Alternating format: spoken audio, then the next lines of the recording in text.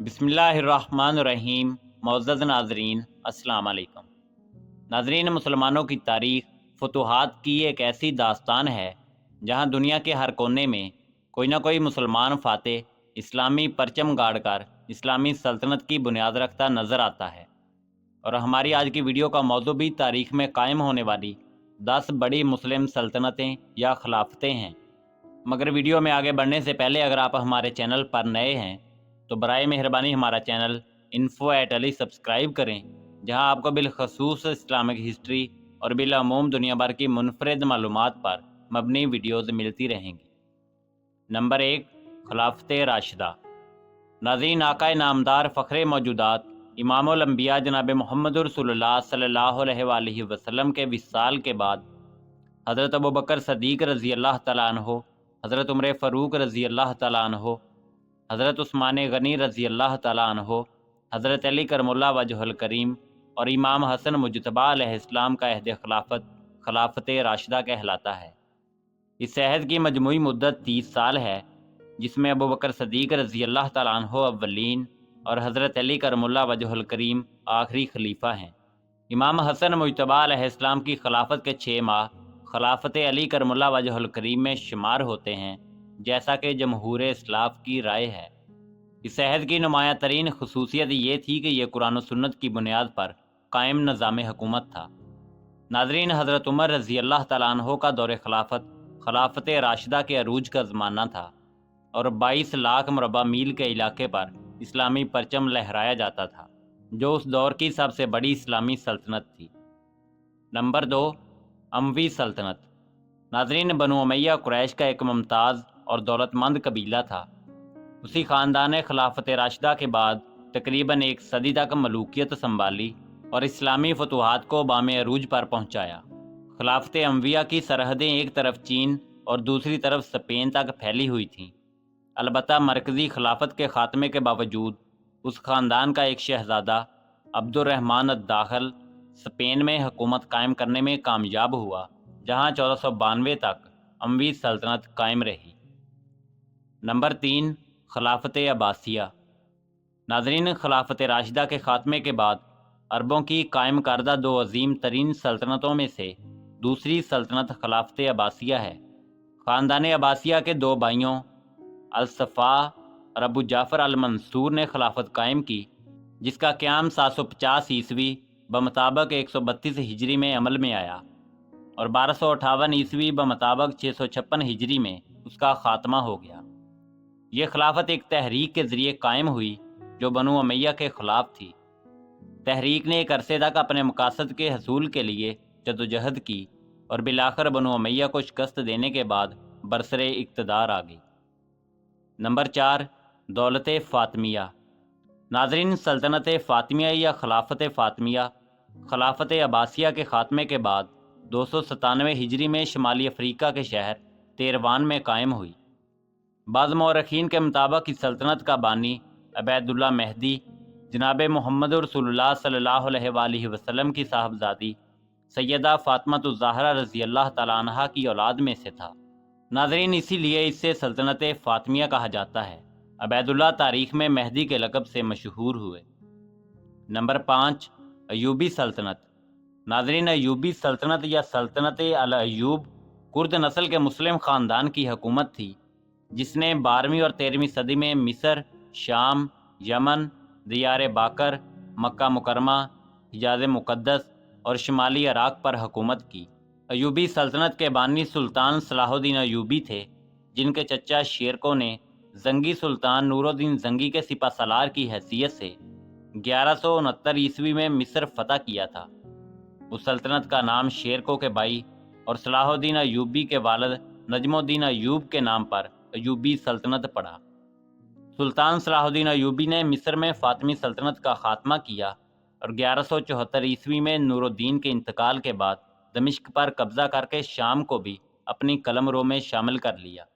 सुल्तान सलाहुद्दीन अयूबी सलेबी जंगों के दौरान 1187 ईस्वी की जंग में सलेबियों को अजीम तरीन शिकस्त, फ़तह बैतुल मुक़द्दस और उसके नतीजे में होने वाली तीसरी सलेबी जंग में फ़तह के बायस दुनिया भर में मशहूर हुए। नंबर 6, ममलूक सल्तनत। ناظرین، سلطنت مملوک آل محمد علی سے قبل آخری آزاد مصر ترک ریاست تھی۔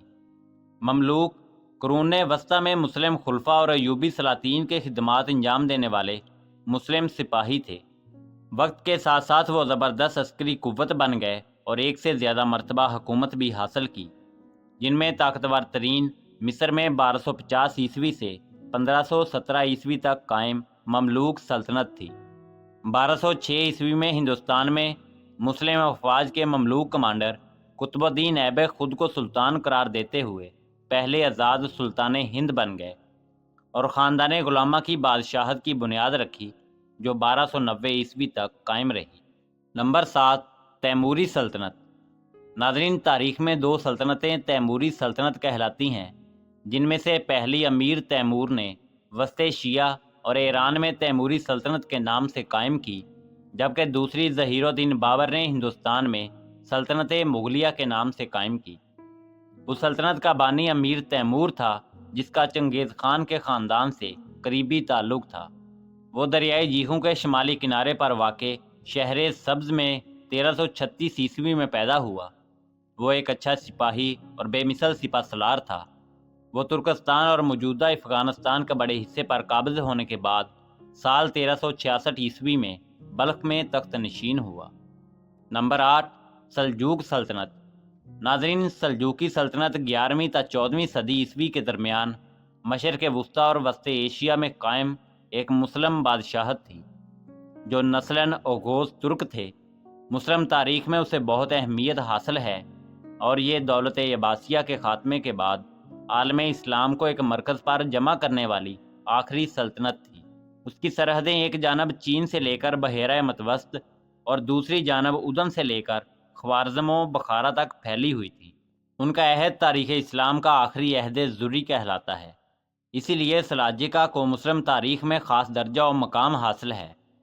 سلجوقیوں کے زوال کے ساتھ امت مسلمہ میں جس سیاسی انتشار کا آغاز ہوا، اس کا فائدہ اٹھاتے ہوئے اہلیان یورپ نے مسلمانوں پر صلیبی جنگیں مسلط کیں اور عالم اسلام کے قلب میں مقدس ترین مقام بیت المقدس پر قبضہ کر لیا۔ نمبر 9، سلطنت عثمانیہ۔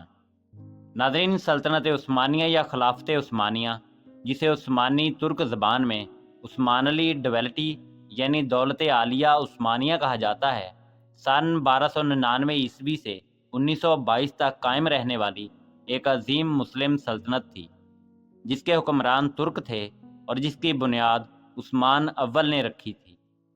اپنے عروج کے زمانے میں 16ویں اور 17ویں صدی میں سلطنت عثمانیہ 3 براعظموں پر پھیلی ہوئی تھی اور جنوب مشرقی یورپ، مشرق وسطیٰ اور شمالی افریقہ کا بیشتر حصہ ان کے زیر نگین تھا۔